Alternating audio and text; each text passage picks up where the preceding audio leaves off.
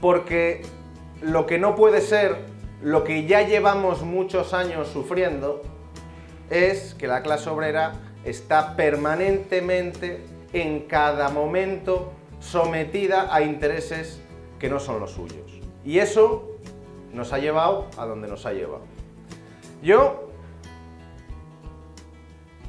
creo que uno de los elementos claves de la situación política, no ya actual, sino desde el triunfo de la contrarrevolución en el bloque socialista, es el hecho de que nos encontramos, los trabajadores y las trabajadoras, permanentemente discutiendo sobre la agenda de otros, discutiendo temas, teniendo que decidir siempre muy rápido, siempre con mucha presión, sobre cuestiones en las que realmente los últimos intereses que están teniendo en cuenta son los nuestros como clase.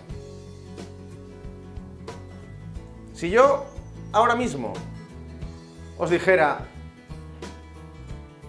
rápido, rápido, elige, blanco o negro, rápido, blanco o negro, elegid blanco o negro.